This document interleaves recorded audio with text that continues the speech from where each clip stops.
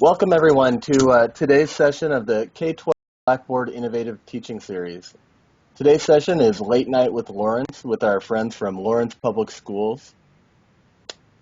As a reminder, my name is Riley McClure. I'm our Product Marketing Manager for K-12 Teaching and Learning Solutions.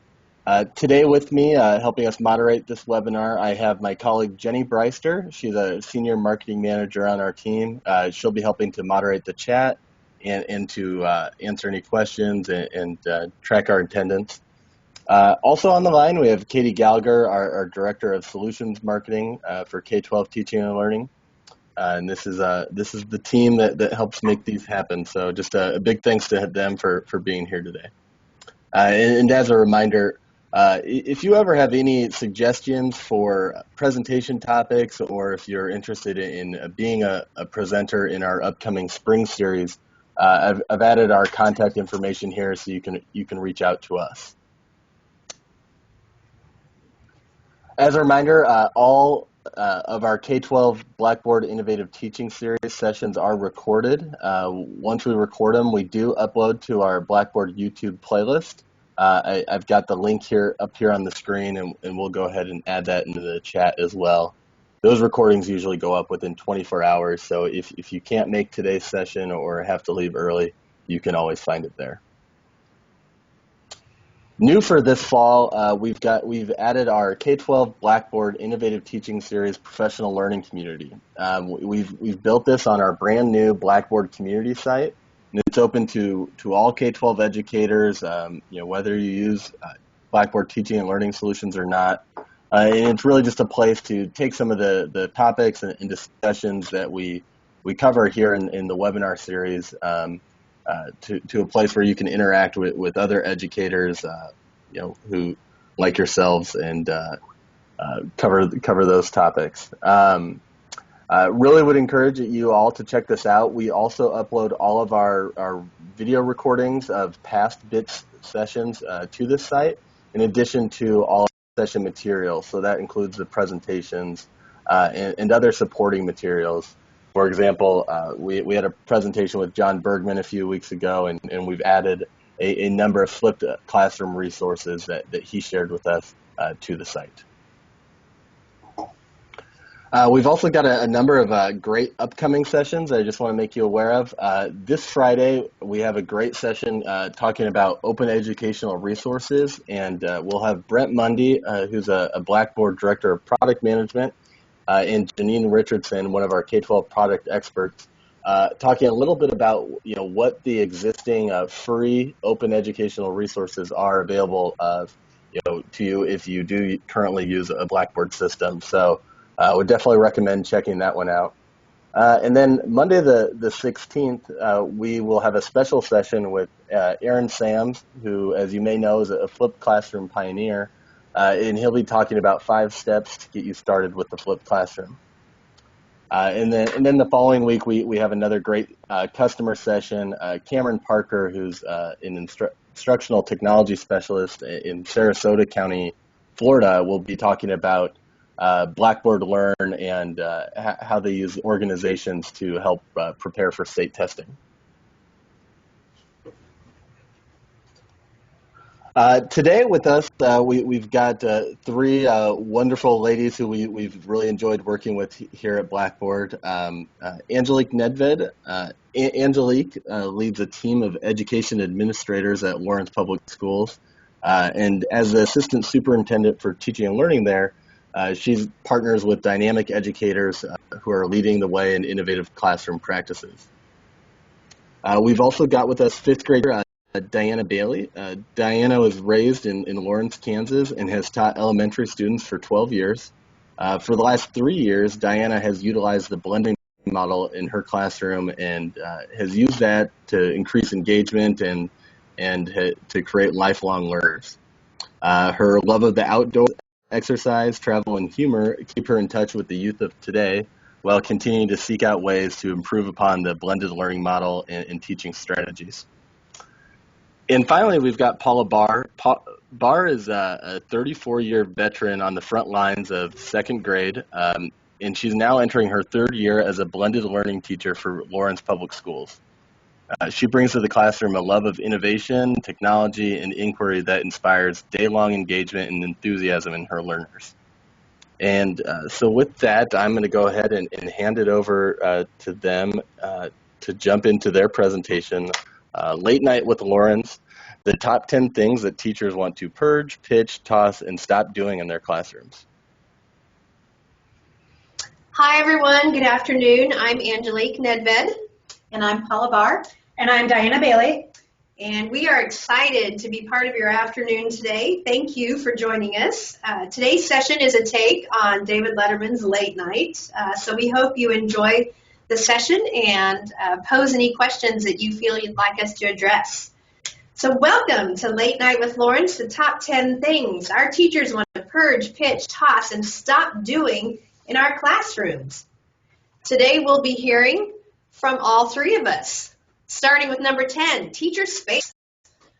So this first slide, you'll see two classrooms here, and this is the teacher space.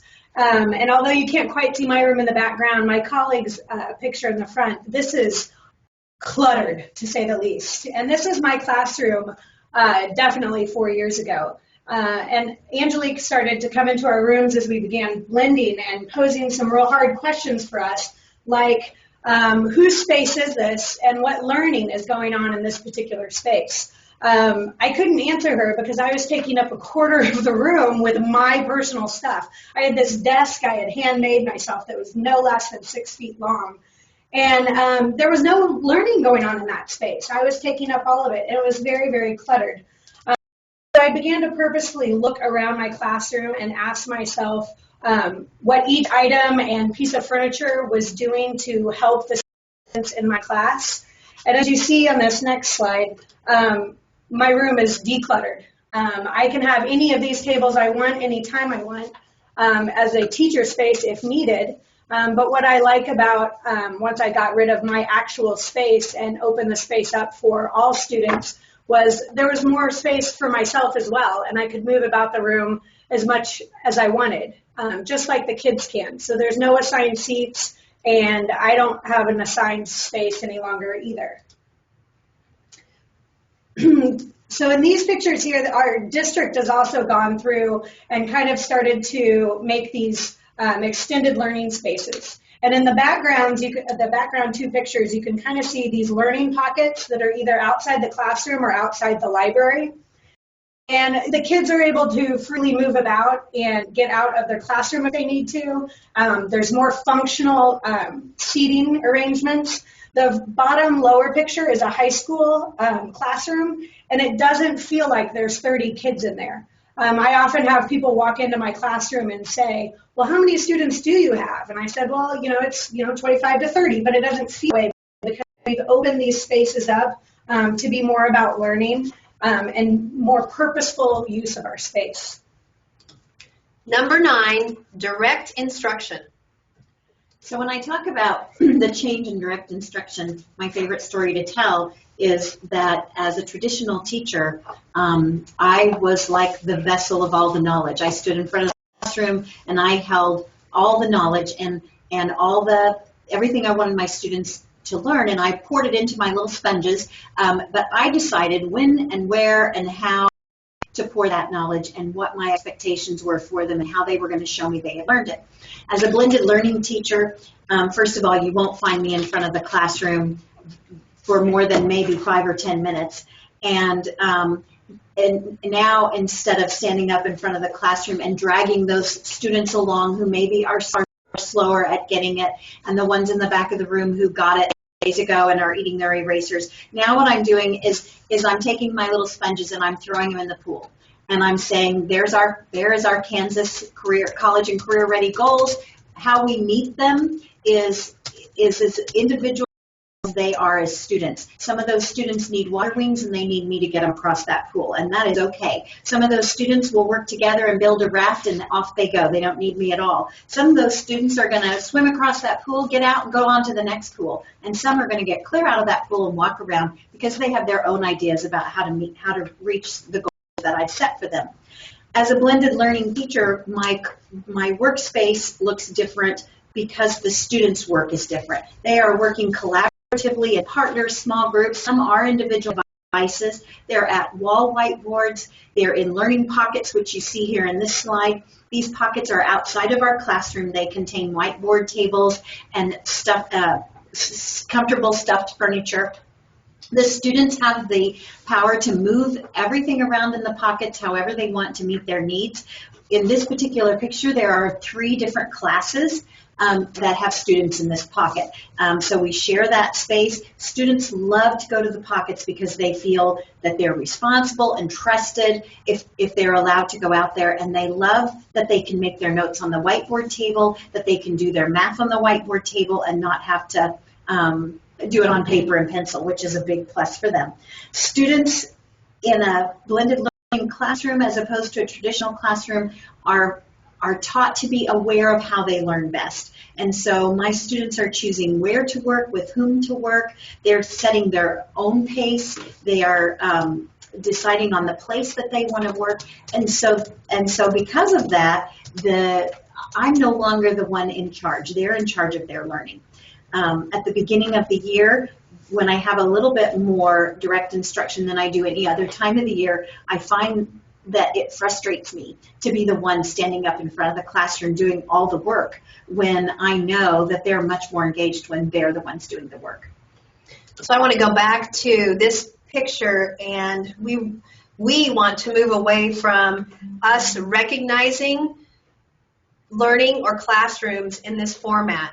We want to move away from that automatic recognition of a classroom when we look at this kind of picture, because this is not want learning to be depicted as. Number 8, excessive grading. This picture kind of makes me laugh because I feel like this was definitely 5 years ago for me, and my teacher bag would be full of all these papers, and I would carry it home and then back to school and home and back to school, sometimes grading, sometimes not, and being very frustrated. You get these 30 papers a day at a time, and often multiple times depending on your different subjects, and it's daunting, and you want to give that feedback and personalize it, but it was such a slow process. I mean, I might have somebody's papers for a week or more, which is unfair to the students. And so as we moved into using a learning management system, it was amazing. At the top here, you can see where kids could be posting about their science lab that they were working on and talk about the materials they were using, and they were having a discussion, and then I could peek in and watch the discussion and make sure that they understood the assignment, and I'm checking for understanding, but I don't have to collect papers and I could chime in the discussion as well, adding my own comments, which is very helpful, and the kids love it. They really thrive on using this multimedia to communicate with us. I'll get emails from them throughout the day or on snow days or whatever for clarification and to ask about more assignments. Below here is where they share their writing with me in a Google Doc, so we can edit it in real time together, and we can both be on that. And as you'll hear in our presentation, when our time changes and looks different in blended learning, I might have 5 or 10 minutes to sit down and grade a few of these or give some feedback because blended learning enables me to have that extra time. This digitalizing of our education is nice because it also allows the kids different pace. And so instead of that 30 papers all at once that then need to be graded and given back to them, I might have 3 or 4 each day. And so it's kind of they get quicker feedback, but it's a slower turn-in rate, I guess, is kind of how I'm describing that. It's much more purposeful work rather than everybody having to do 50 problems. Same worksheet. Yeah, to show, and in the same worksheet to show and demonstrate their learning. The work is more purposeful and designed for their personal learning. Moving on to number 7, you do all the work. Well, again, as a traditional teacher, I did all the work. I wrote all the plans. I decided how to differentiate for each of my students. I found the activities online or created them. I set it up so that the students were doing the work that I thought they needed to do. I then, after all behind the scenes, then I also was the one who did all the work in the classroom. I delivered the information. I swept through the room, making sure everyone understood and mastered what I was teaching. And phew, I was exhausted. I went worn out, only to find myself opening that bag and dragging that grading, continuing with the planning and the work at home. Does that sound familiar? Well, as a blended learning teacher, I do still have work to do. My is behind the scenes. I'm making videos. I'm putting the information and the video clips that I want my students to access in Blackboard. I'm putting it all together so that they have choices and can design the path that they want to take in order to learn the content. During the school day, my students are in charge of their learning. They learn best. Do they learn best by device? Do they learn best in a small group? Do they really need the teacher still to sit with them and provide them with direct instruction, or is it a combination of those? And they're making the decisions about when, where, and with whom to learn. My students are helping me make the videos. In the back picture, you can see this boy is making a video on adding two two-digit numbers, and they are making a video. My students have each have a website on Weebly. They upload the videos to Weebly, and then they announce proudly to the class, hey, I just uploaded another video on my website. You guys can watch it anytime you want. The students also really do a great job of being responsible for each other's learning as well as just their own. One day I had two students who had requested time with me for direct instruction during math, and I was trying to figure out the logistics of I would start with one group and then I would teach the other. And a boy in my room, Thomas, said, hey, Mrs. Barr, I'll take a group. I did that lesson yesterday. I'll just take them to the back whiteboard and I'll teach them and you take the other group. Thanks, Thomas, for being such a great problem solver and away we went. So again, I'm still doing the work, and it is a lot of work. I don't want to give you the impression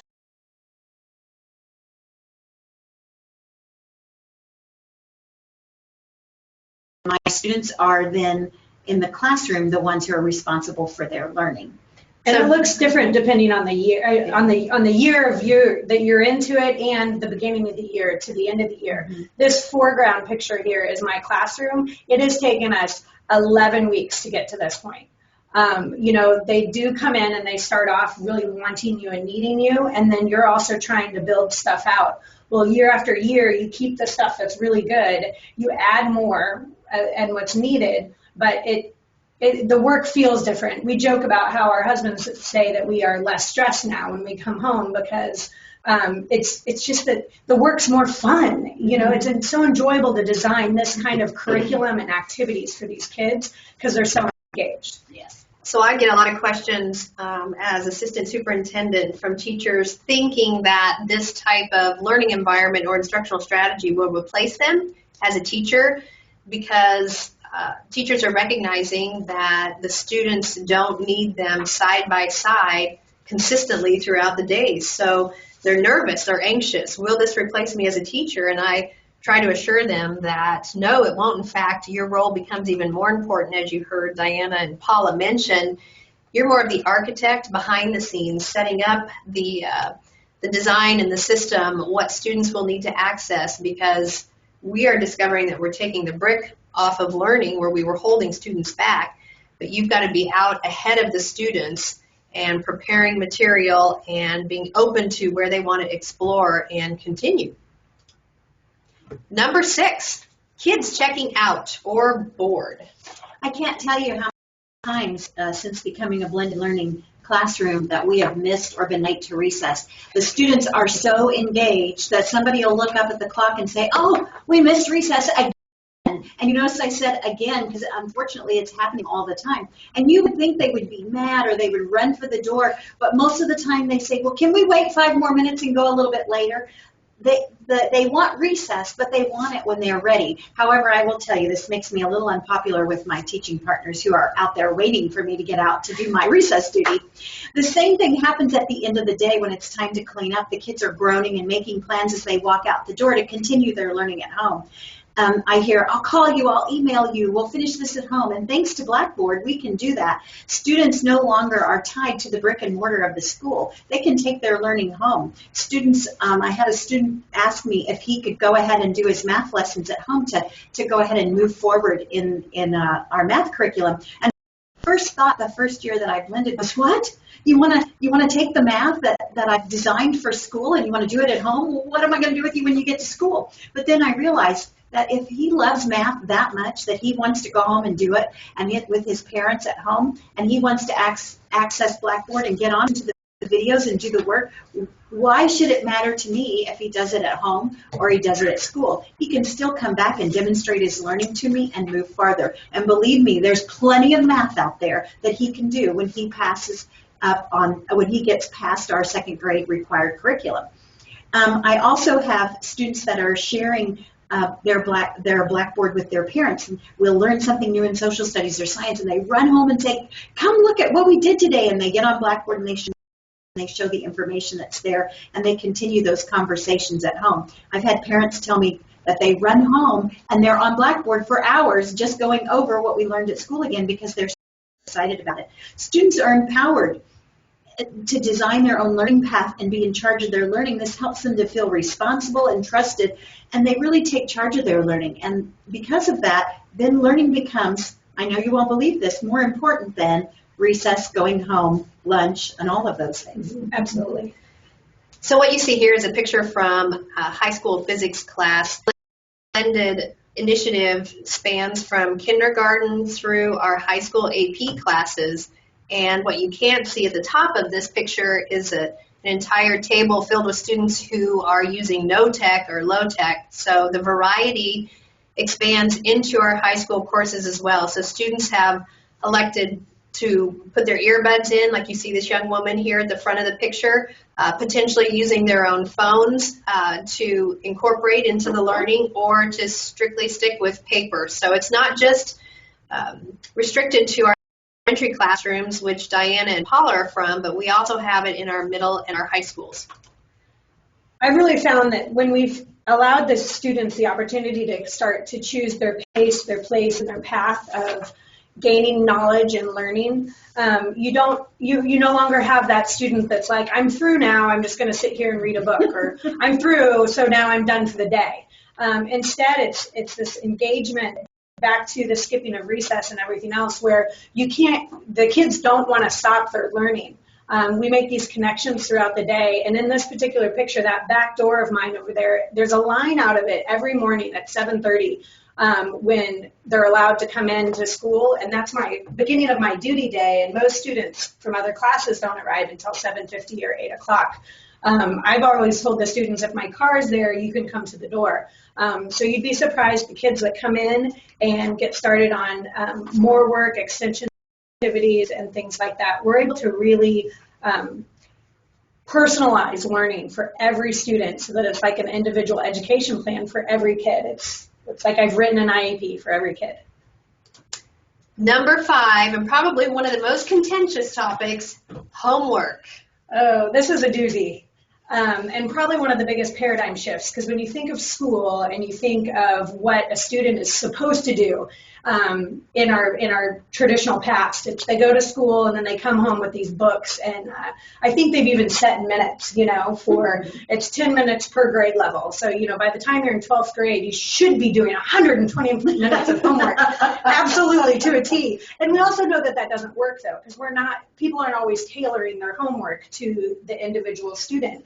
So, supposedly I'm supposed to have 50 minutes of homework for 5th grade, and it's supposed to be sent home every day, and that's no longer really what it's like, especially in a blended learning model. So what I like to do now is flip lessons and make videos, and I'm sending home more of lectures and shortened little almost like anticipatory sets for what we'll be working on in class. So this frees up some of that class time, but also gets the kids to be able to enjoy the homework.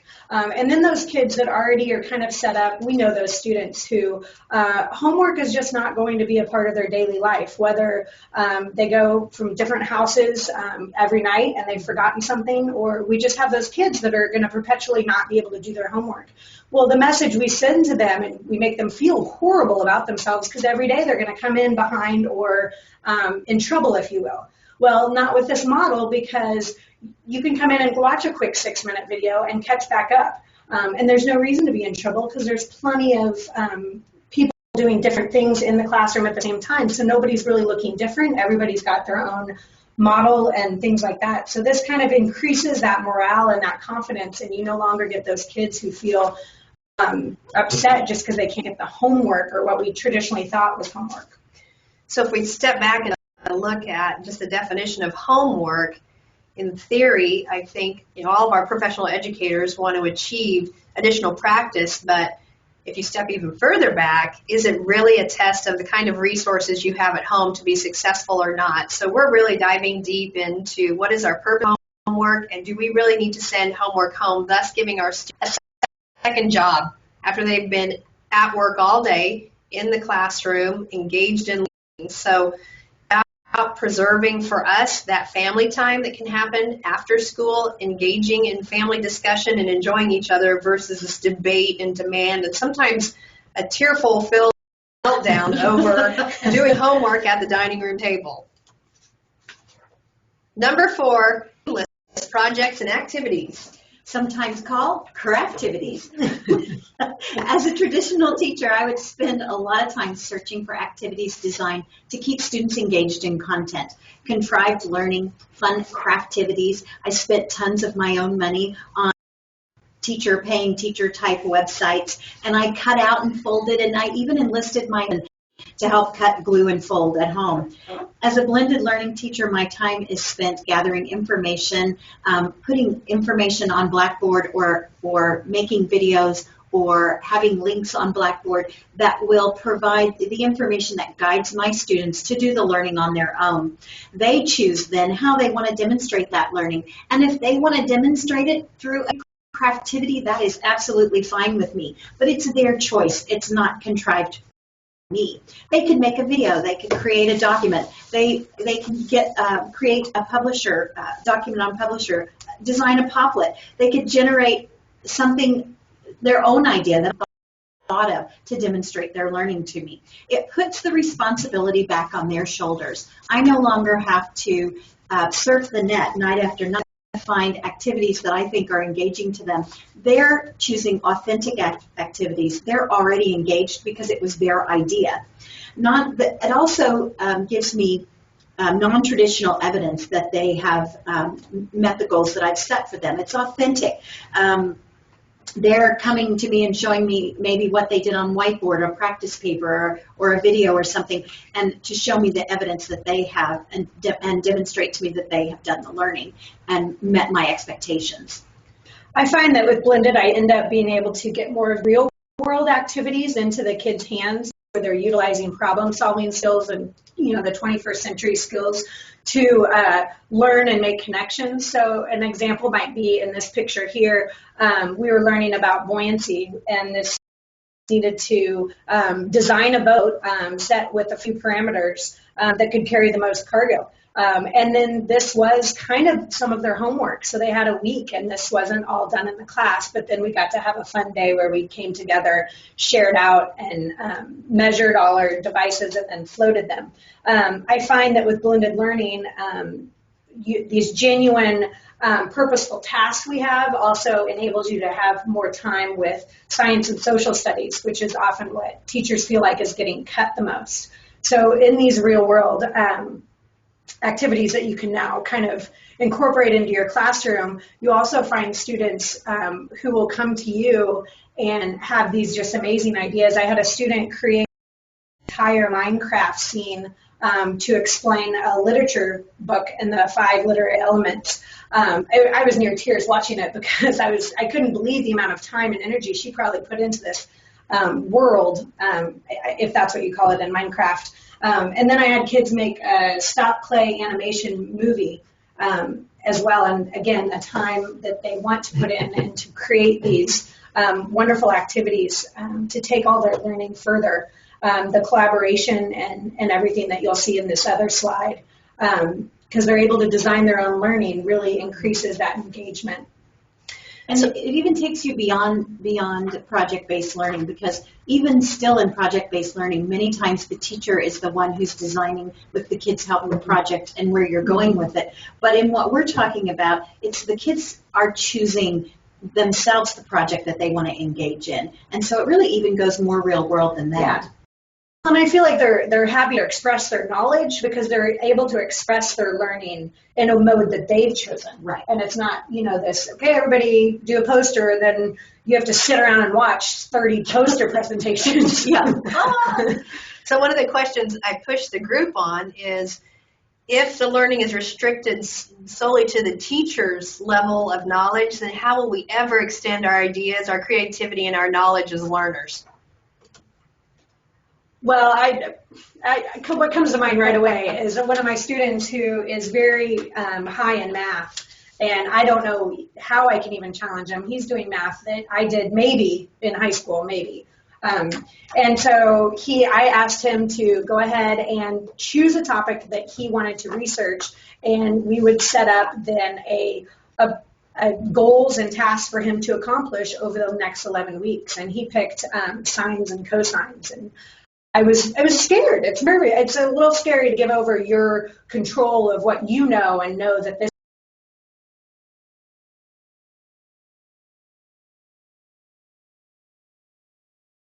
I think the parents are really excited about it as well.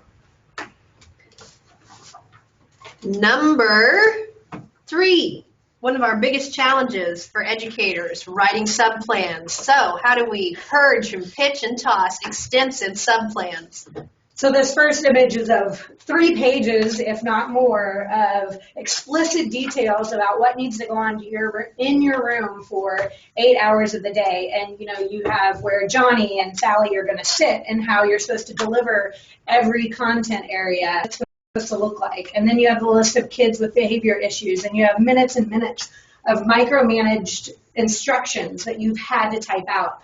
Not anymore.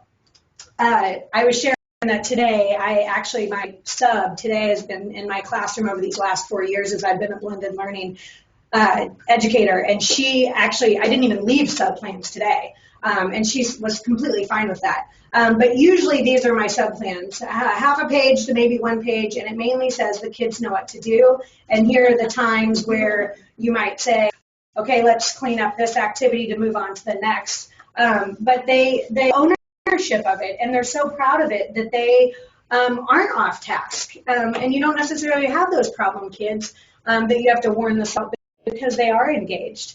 And so that's probably the worst. The Royals won yesterday, and I want to take tomorrow off, and I'm not stressed about writing something because she's here. I think the other thing is we talked about how we've had to educate our substitute teachers just a little bit. They could come into a blended classroom, and just as we have had to learn to let go of that control, they also have had to learn to let go of that control. Last year, when I was gone for a day, I came back and I had this note from the sub, and it was all these kids had been loud and been in trouble, and there was this huge list, and I had like the dream class, and I thought, wow, how could that be? So I pulled up next to my friend Cooper and said, hey, Cooper, let me tell you what this note says. Can you explain? Did we just have a really bad day? What happened yesterday? And he said, well, I just don't think the sub understood collaborative learning. And I thought, there it is. That's it. And it was true. She didn't understand that blended learning is noisy because they're all learning and talking and teaching each other.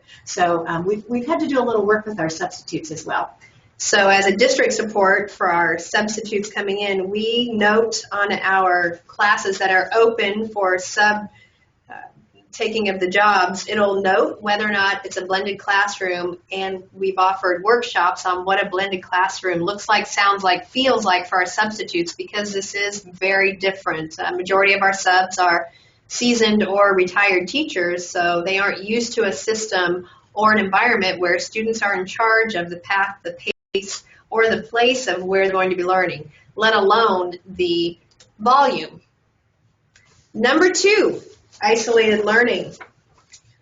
So again, when we take a look at this picture, we're trying to move away from this. We recognize this as an environment that most of us have experienced, our desks in rows, very neatly arranged, working on something in isolation at our desk, and it's less about what we're learning in that isolation, but more about how can we integrate and become relevant. What we don't want to happen anymore is that students are asking, why am I learning this? What does this have to do with how I'm going to experience real life. So part of our collaboration and our support in our professional development for staff is to engage students in that conversation. Why is this learning relevant?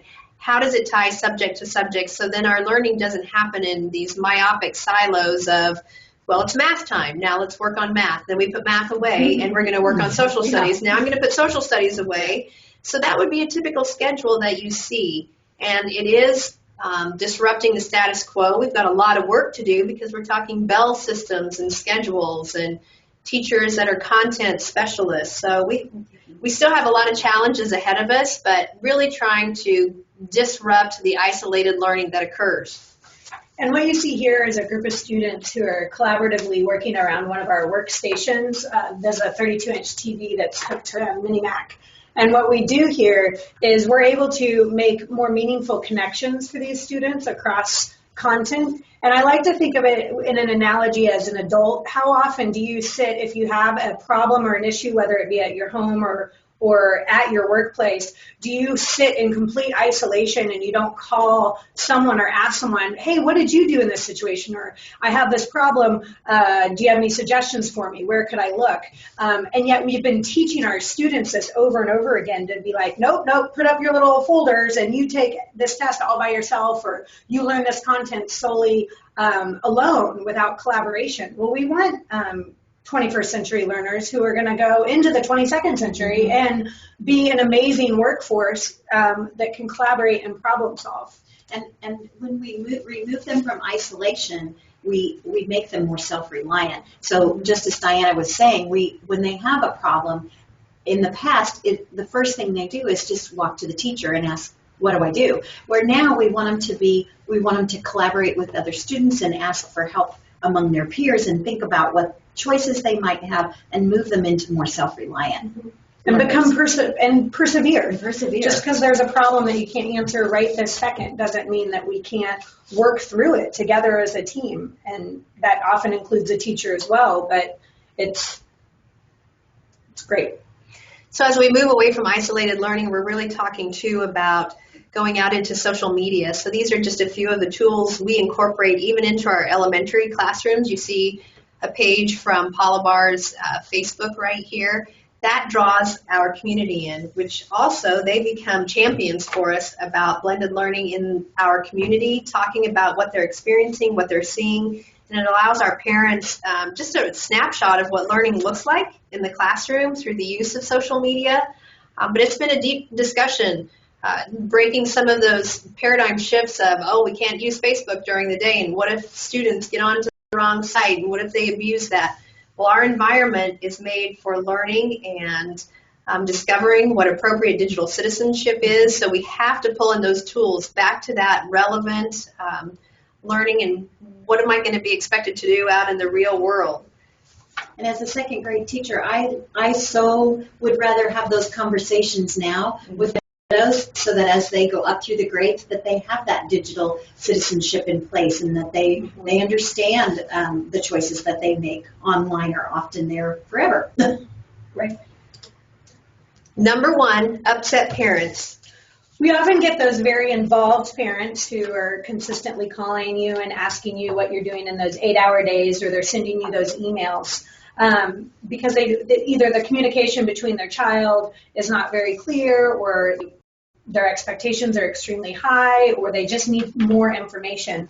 Well, with blended learning, I feel like it's become a non-issue. I actually joke sometimes come third trimester and those second round of parent-teacher conferences that it's like crickets out there. Like no parent is contacting me whatsoever. And it sounds a little silly. Wait, this is probably what we do want. They have the information and they're able to get it. They're able to go and visit their child's Blackboard site and look at the assignments and see the rubrics and all the curriculum.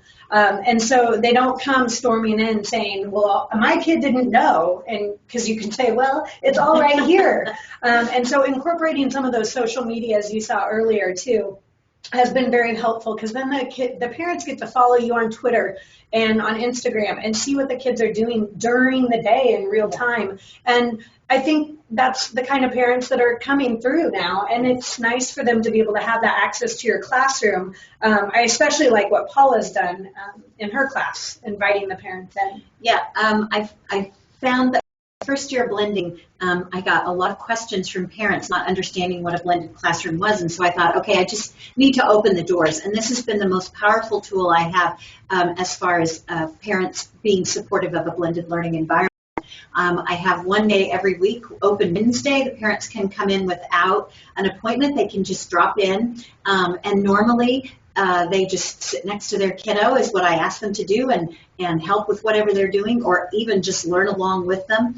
Then sometimes what will happen is that because my students work in collaborative groups, there'll be other collaborative students in that group who need their help. I've had a couple of parents that came in and stood in the back of the room and said, well, I just want to watch.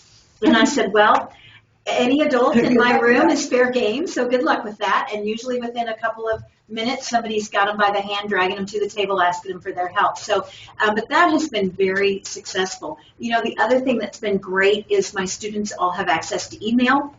And even as second graders, I have them on email. And they, as they create digital projects in the classroom, they email them to their parents, to their grandparents. And that is another way that has really opened the door so that they share their products in real time as soon as they finish them with their parents.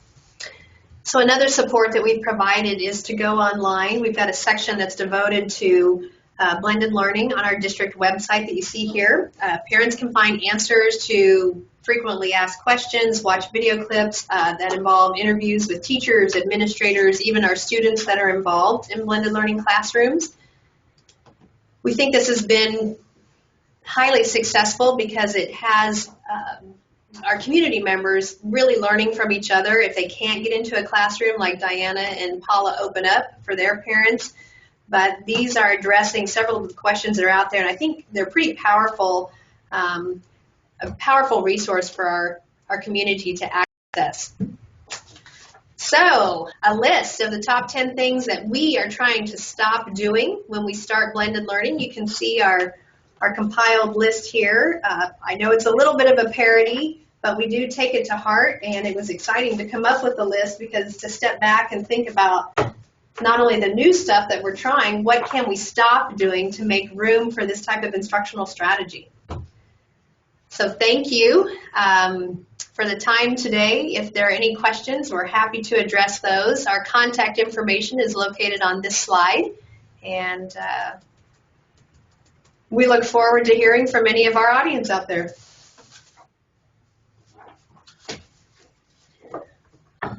Thanks, Angelique, Paula, and Diana. That was great. So at this time, we can open it up to the group, and if you have a question that you'd like to pose, feel free to either type in the chat or turn on your microphone and chime in, and we'll do our best to answer.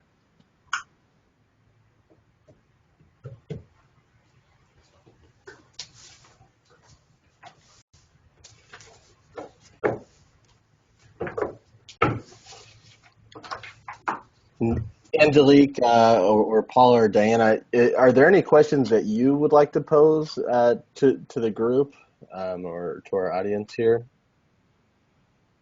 One thing I'd like to pose, just because it's interesting to be in our 4th year of implementation, what do people see as their biggest barrier right now to moving forward to creating these types of environments in their classrooms?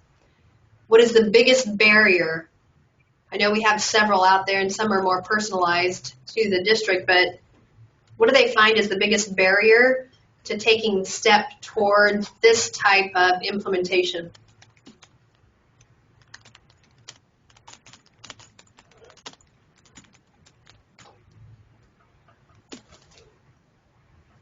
I typed your question into the chat. Hopefully I captured it.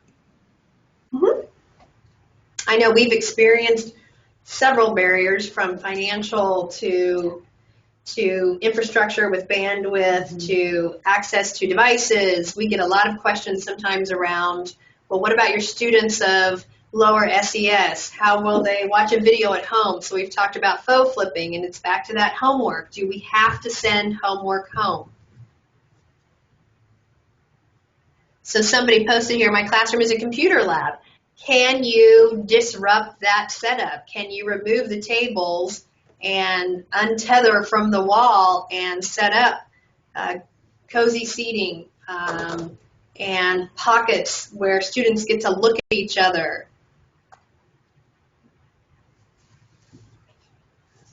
Is the setup sounds like it's preventing or restricting you from setting up some collaborative grouping? And again, sometimes that's out of your control, so we completely understand that. But who can be your champion at the district level that removes these barriers for you?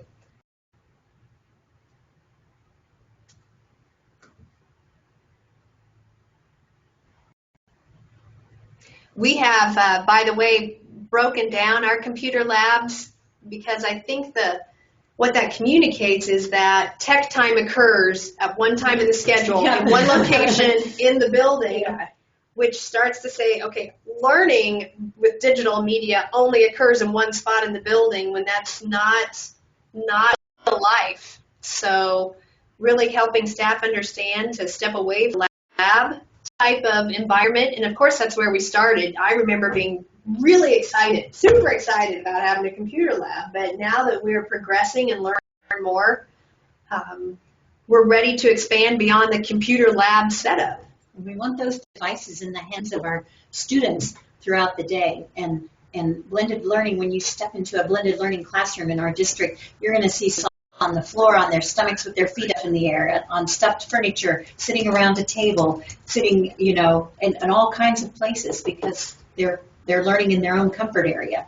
So Ryan's got a great question here. Did you find it easier to set up blended learning at the elementary level or the middle high level? Oh. I would say it took off quicker and in higher volume at the elementary level because the tendency is to already, you see that in the primary grades, K1 and 2 already, so that wasn't very different. It was a slower implementation at middle and high, but finding your early adopters who are willing to take those risks at those grade levels, that's what sells it to their peers. So just getting the staff on board that can set those examples and models.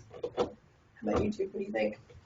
I feel like it was easier possibly from the elementary level because we have the kids for 8 hours, and they might go for art and PE, but you can so seamlessly then interconnect and create things that go throughout the day because you're not stuck to, I only have this group for 42 minutes. And I think that I would hear from my peers in the upper level I only have 42 minutes.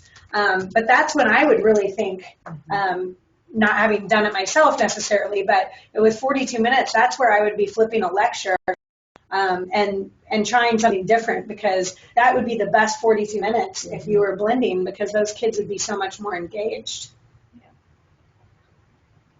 I also want to point out that we are not a one-to-one district, and we've been very purposeful about that. What we don't want to do is simply swap out a textbook for a device and continue to isolate the learning. For example, how do you promote collaboration? Part of our standardization in setting up these classrooms is to introduce 12 devices, regardless of the number of students. So you may have to choose to work 5 students with one device, or perhaps a student will work one-on-one with their device, but that's reality, and we want to duplicate what they may run into in reality in problem solving.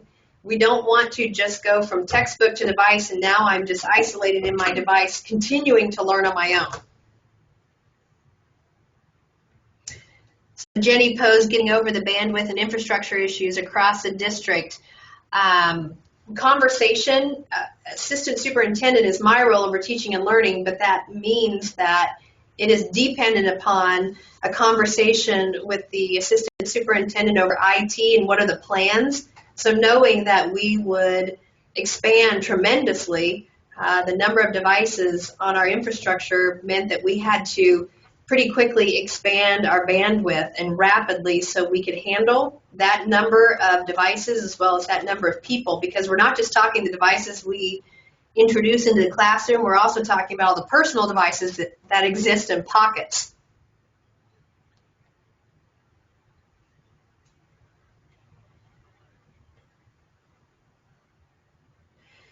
So Donna's got a question she's posing here and some really good input. Start out as a field test before expanding and taking that across the district, and you're talking about being huge. We have 11,000 students, 21 buildings, and we started out with 8 classrooms because we had to really test drive, where does it work, where does it not? We had kindergarten through AP Calculus involved in this, and we too thought, oh, this can't work at the lower grades, and just had to try it out. So you're stating our problem is that our district is huge, and what do they do for one room? They tend to want to do for the entire district in the interest of fairness and equity. I think in the interest of fairness and equity, you want to start on small scale just to see if this is where you want to target your resources. We didn't want to expand our resources into areas that may not prove a good return on our investment, so that was our rationale for starting small. We had to figure out the pinch points quickly on small scale before we went broad scale and wasted a lot of money. Well, and I feel like each room looks different. We all blend a little bit differently. We have some of those key components like the 3 Ps of pace, place, and path. But it also looks a little different. We might have a little bit of different furniture, just like traditional teachers all teach a little differently. So. Right, and not everybody has to get rid of their desk. However, we do have a conversation about how much space that takes up and how much you can gain for students. Yeah. If you don't have your queendom or your kingdom set up in the corner as a devotion to your favorite activity, rugby. Rugby. Big classrooms with like the turtles. Yeah.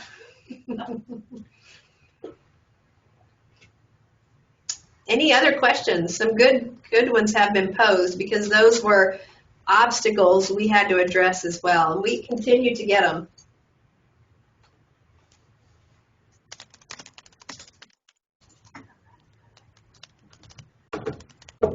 Good luck, Donna.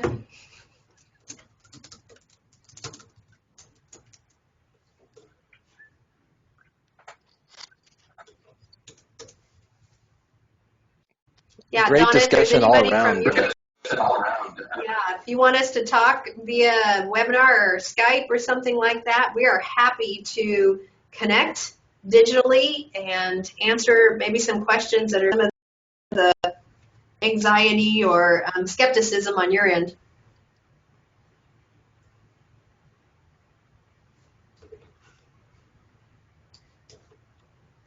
Thanks, Angelique. Definitely appreciate that. If there are any additional questions, I'm going to do one last call, and again, feel free to type in the chat or in, and go from there.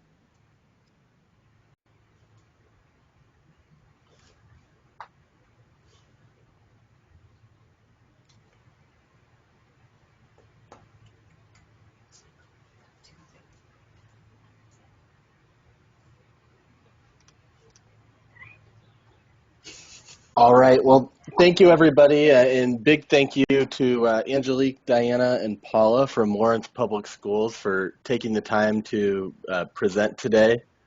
And again, if you have a question about a presentation or a question for one of our presenters or a suggestion for a presentation you'd like to see, please do not hesitate to reach out to us. I've added Katie Gallagher's contact information up here on the screen. You can reach her at katie.gallagher@blackboard.com. You can also reach out to her via Twitter. And if you have an idea, please share it. We always love to hear feedback from our audience. And we look forward to hopefully seeing you again on Friday for our upcoming webinar focused on open educational resources. So thank you again, Riley. everybody.